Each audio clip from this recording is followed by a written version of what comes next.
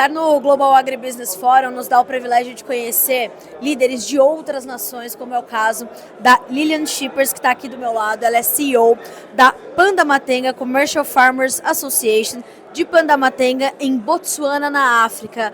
Lilian, que prazer ter você aqui para falar à audiência do Notícias Agrícolas, trazendo informações tão ricas sobre Botsuana, sobre a região de Pandamatenga. E você parecia muito emocionada, no melhor sentido da palavra, ao falar sobre a sua casa, ao falar sobre a sua nação. Por que te emociona tanto? Seja bem-vindo. Muito obrigada. Sem dúvida, essa oportunidade, hoje a gente coloca Botsuana no mapa para os brasileiros. É uma nação pequena, com potencial imenso, é o diamante da África, uma população de 2,3 milhões, mas que está sofrendo uma insegurança alimentar tremenda. 99% da comida é importada, produção agrícola limitada, falta de técnicas, falta de referências. Mas isso volta para a cultura, para a falta de exposição. É um país que foi protegido, não foi colonizado, o que tem muitas vantagens nisso. Mas eu acho que agora, mais do que nunca, nesse momento que a gente está, e Botsuana tem sido a minha casa durante quase 20 anos. A minha ida para lá no início dos anos 2000 mudou, está sendo uma experiência, se tornou a minha vida, a minha jornada. O fato de trabalhar com as pessoas no chão, as pessoas na raiz dos seus problemas, me dá um ponto de vantagem, que é entender a dinâmica do país, da cultura e do que precisa ser feito com os olhos de uma brasileira, de uma pessoa que veio de um dos celeiros do mundo.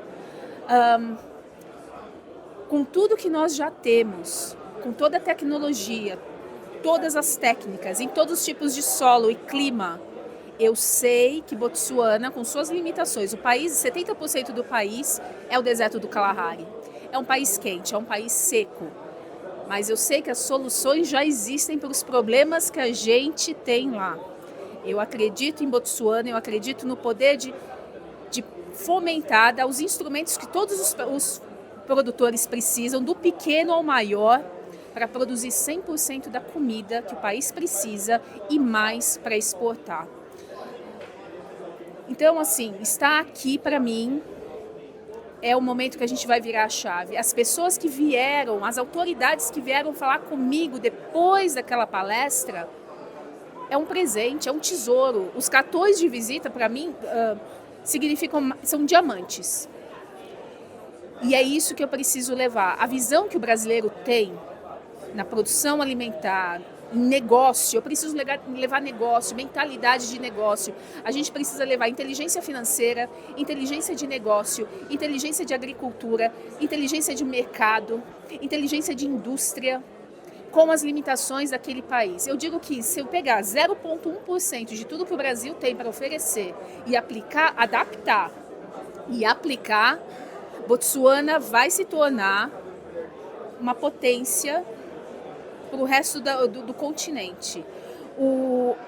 A economia de Botsuana é dependente da extração de diamantes. 90% da economia está dependente dos diamantes.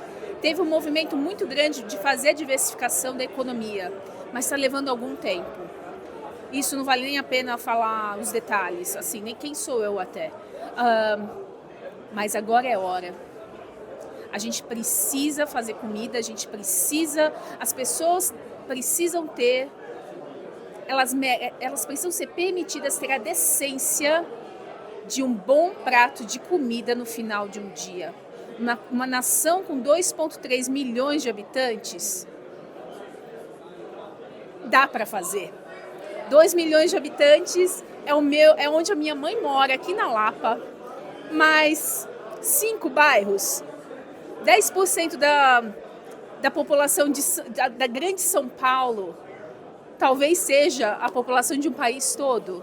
Então, hoje, eu acredito que eu estou começando uma nova história para Botsuana. Ter a embaixadora de Botsuana aqui ver o país dela representado num país que eles não têm relação, mas não é uma relação tão estreita, e representando o país dela, eu acho que alguma coisa positiva vai acontecer. Então, assim, eu acredito que ser brasileira numa comunidade africana, numa comunidade muito específica de Pandamatenga, já é revolucionário, porque é uma comunidade mais fechada, é uma comunidade onde os homens têm um papel muito definido, as mulheres também, e aí eu tenho 55 fazendeiros, homens, com 2 mulheres ali, sendo liderados por uma mulher brasileira. Alguma coisa eu fiz certo ali. E eu espero levar soluções daqui do Brasil para lá. Lilian, você falou sobre isso na sua palestra, que esteve num painel de mudanças climáticas. Você citou a seca desse ano, que foi uma das mais extremas do país, e você falou, eu estou aqui para construir pontes. Você já começou a colocar os primeiros tijolos dessas pontes. Começando no nível local, hoje eu estou sentando nas maiores mesas do governo para conversar sobre segurança alimentar, os desafios que os fazendeiros atuais, os fazendeiros que nós temos lá estão enfrentando, uma realidade que muitas vezes não é entendida, e a falta de comunicação. Por 3 anos eu estou construindo pontes em comunicação, em informação, em parceria, em colaboração, mas na minha experiência, na minha jornada de desenvolvimento, desde que eu saí de casa e entrei no mundo do desenvolvimento socioeconômico africano, na agricultura, primeiro ano você come areia, literalmente. Segundo ano, você encontra paz. Você já sabe a sua direção, pelo menos. O terceiro ano, você identifica os seus aliados. No 4º ano, as portas começam a se abrir. No 5º ano, você começa a colher. Então, é um trabalho de paciência, persistência e consistência e comunicação. Eu trabalho com 3 princípios: respeito, verdade e trabalho. Na verdade, não. Respeito, confiança e trabalho. E é em passos pequenos. Porque o ser humano, ele desconfia. Primeira coisa é, qual é a intenção atrás desse esforço? E aí você precisa mostrar consistência e persistência em princípios. Aí as portas se abrem. Lilian, a gente está falando da agricultura baseada em quê? Em Botsuana, em Pandamatenga. São grãos, a gente vai estender para outras culturas. Atualmente, o que temos e quais são os seus planos? Tá. Botsuana é conhecido pela produção de carne. É um país do gado. Eu represento os produtores de grãos, cereais e feijões, pulses. A gente não produz ainda a totalidade de grãos que o país precisa. Nós conseguimos produzir, sim, a totalidade do sorgo para alimentação humana, que é tradicional de Botsuana e de vários países da África. Que esse grão é moído, transforma-se numa farinha, e essa farinha é utilizada para fazer o mingau da manhã ou a polenta da noite. Mas a gente precisa diversificar. O custo de produção está crescendo muito.